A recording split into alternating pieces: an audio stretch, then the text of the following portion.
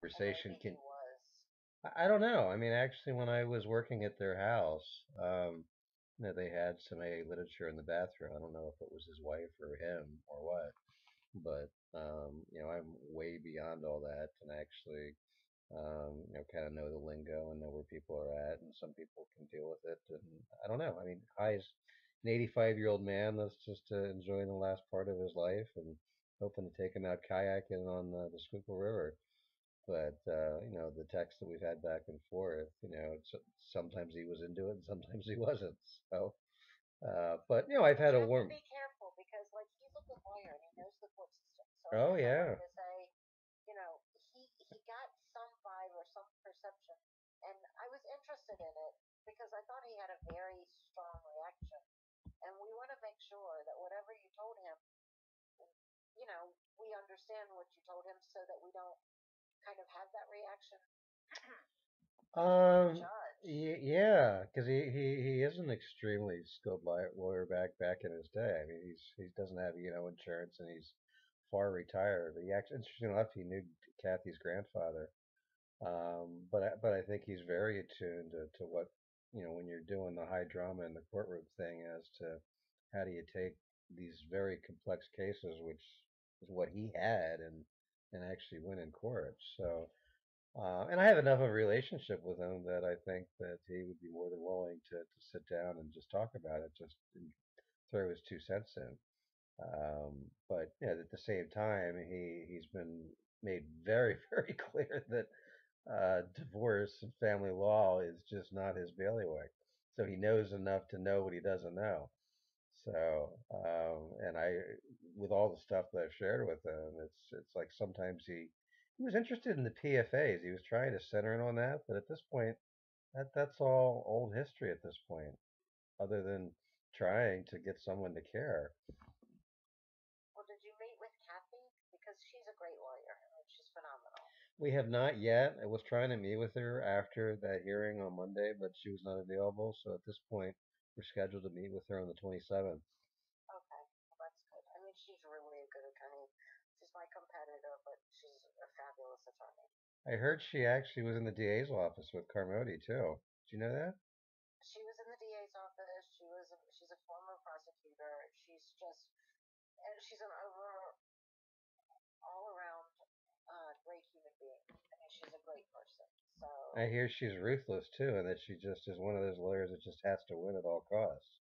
Is that good or bad? I don't think that. I would not use that definition. Okay. I think she's fair. Okay. I don't think she's ruthless. I think she's a problem solver. She's very well respected. Okay. She's great. So I'm guessing, do you just being in your world, do you end up going against her, just representing different? Yeah. Okay. Yeah, we just settled a divorce. It was great. Good. I mean, the divorce was hard, but like working with her, I know she'll tell me the truth. Like I trust her completely.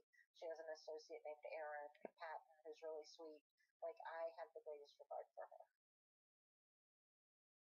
So for whatever that's worth. No, it's just fascinating how you do battle, but ultimately, it's clear to me the court system wants the lawyers to figure it out so that you don't go to a trial.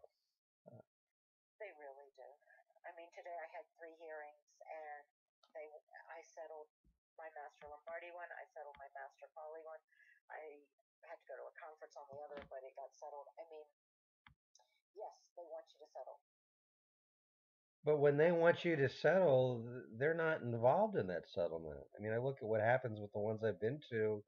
It's more like, well, just go figure it out and bring me what you want signed. Right. So how do you do that? Well, we've done it enough that we know what needs to be done, and we just do it. I mean, you just have a difficult opponent. Why do you think she won't give up? I mean, this latest contempt thing is just pure lunacy. Okay, really, Chris? Why? For one thing, Kristen Pfaff, I'm quite sure, has made this personal now. I mean, you've told people, and she knows it, about her malpractice action. Sure. Well, that pisses her off. Well, I'm pissed off at what she's done. I want Joyce to sue her and get her money back. It's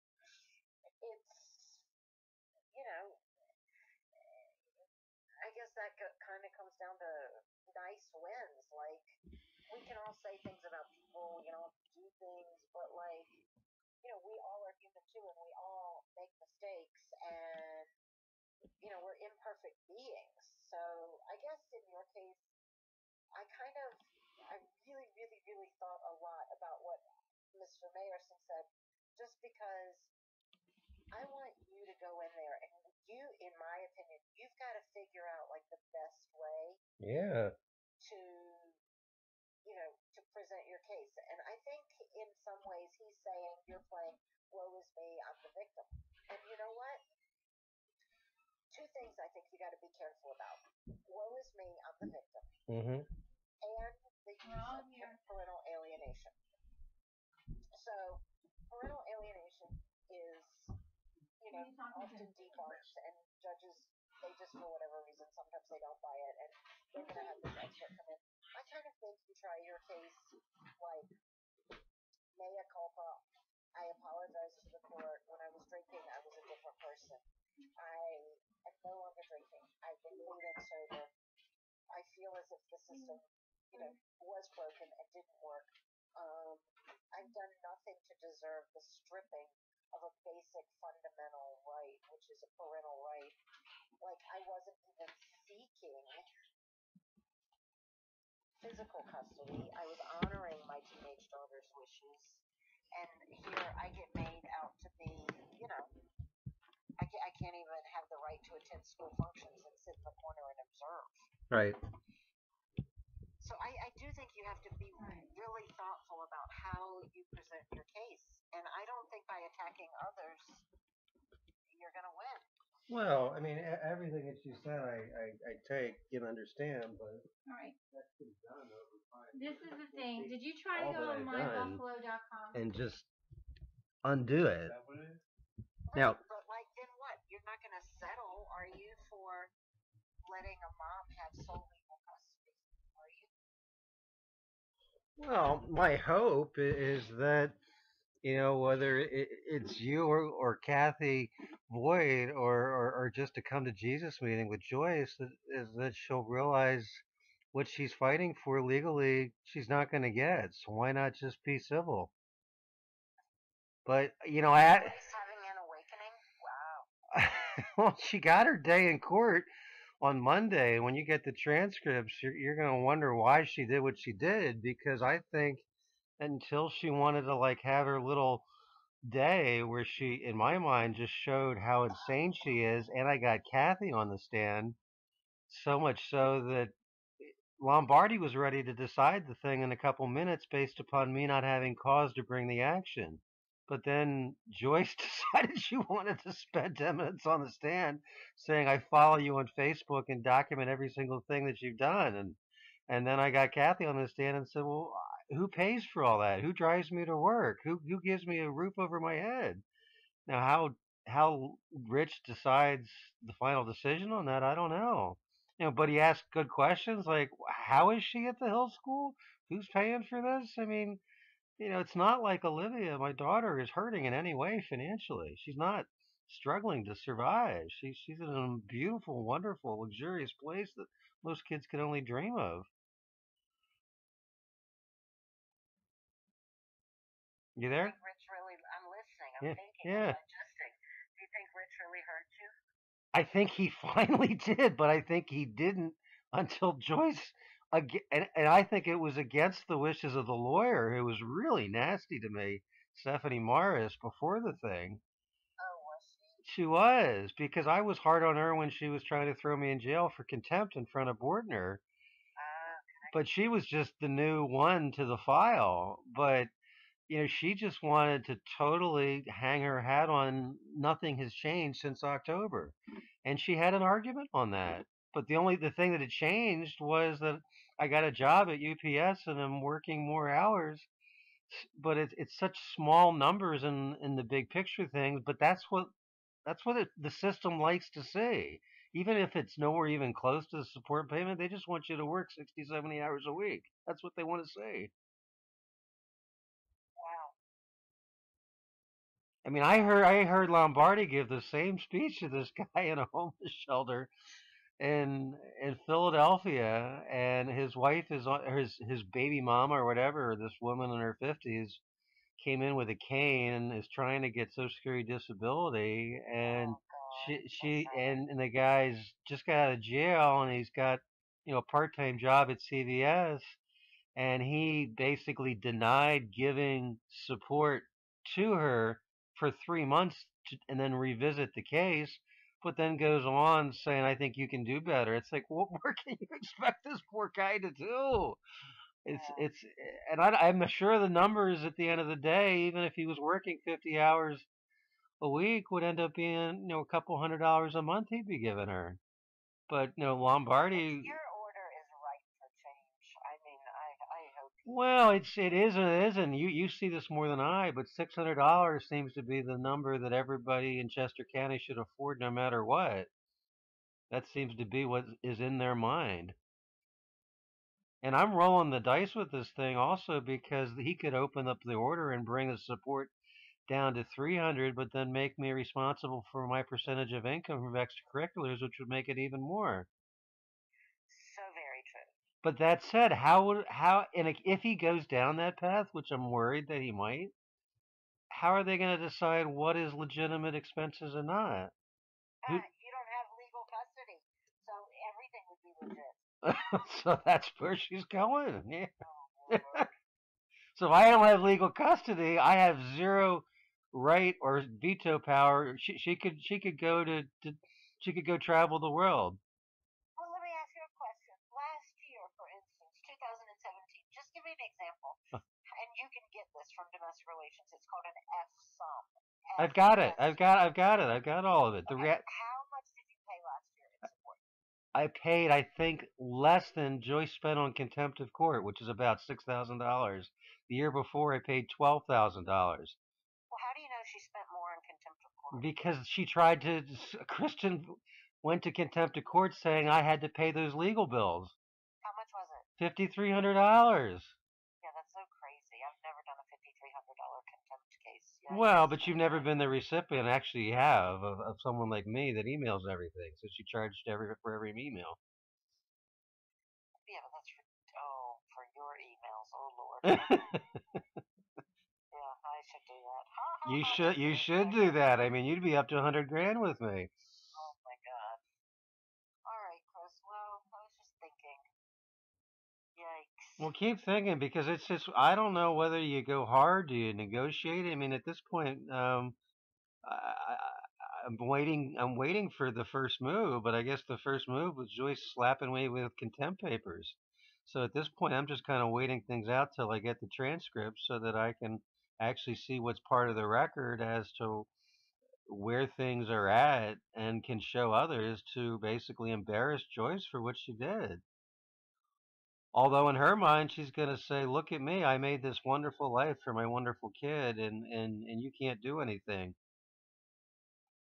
and you're living off of Kathy." That's her argument. Wow. I don't know how the court's going to look at that. How do you think Carmody would look at that? And is Carmody the right judge for it? I don't know. You have to call him Carmody. Okay, right. that's true. Carmody. Yep. Even though he can't pronounce my name, I can pronounce his. Yes, Carmody. Carmody. Carmody. Thank you for letting me know that. Carmody. I thought it was Carmody. It's Carmody. No, Carmody. I mean, he's a different egg, so. He was very fair at our pretrial conference, but he was also very much get a lawyer. I want this to be civil in the courtroom. I don't want to have to teach you what to do and babysit you. Although he tried to as much as he could in a nice way, but he much prefers to have lawyers in his courtroom. Well, the judges hate pro se litigants. Yeah, I got that feeling. Just had this conversation today with Melanie McAteer. Pro se litigants file appeals to Superior Court. And then they get remanded. The judges get remanded back down. Interesting. I didn't know that. Interesting. Yeah. So anyway, okay. Well, good luck. Meet with Kathy, and then good luck. And I mean, you can't do better than Kathy. She's fabulous. No, I also don't want to spend the time to have to educate her. You've got all the knowledge in your head. But think about it. That's worth a lot. But I don't know what's the thing with Joyce. I mean, did you had more success than anybody with her, and you did that without Kristen there. Is that the secret?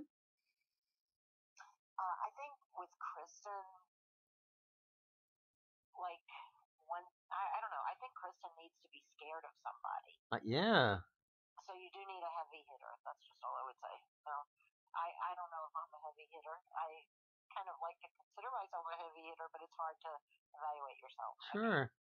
I think Kathy Boyd's a heavy hitter.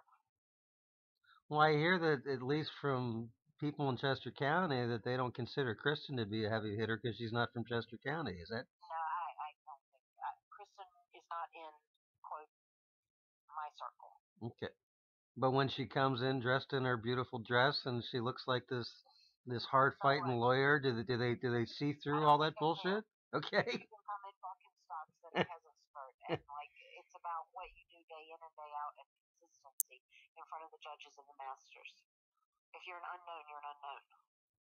Does she have any other cases in Chester County other than this Joyce's case? I mean, I'm sure she has cases, but I, you know, I was on the board of directors for the Bar Association. I was on the board of directors for the Bar Foundation. I've never seen her at any Bar Association event in my whole 28 years. Well, that makes sense because she's a Montgomery County lawyer. But do you think that just yeah, lots of Montgomery County lawyers come to CLEs and events and things with judges. That's true. At the courthouse, I've never seen her. I don't know. Interestingly enough, because of my situation, my sister ended up by default referring her to her best friend, which makes me so angry. And she did the exact same thing against her husband, Gene Susky, who you might know from Chester County. He's been with the county for a long time. Did the exact same game with the PFAs. Gene ended up representing himself in court in Montgomery County, and he beat her at her game. Good. So she obviously couldn't even win on her own turf with a guy that was doing it pro se, and was able to call her out on the carpet. But he put her through hell. So it was horrible. It just makes me so mad that my sister allowed that to happen. And Joyce did it too. So between my Joyce and my sister, they actually referred Kristen to another woman who's a lifelong friend of ours. And it did nothing. It did nothing. It's horrible. Okay. Well, hang in there, Chris. I will. Thank you so much for caring, and I'll keep you in touch soon. I guess the next thing is I'm waiting for the transcripts from the court reporter guy, Bill Lord. I think that's good. Okay. Alrighty.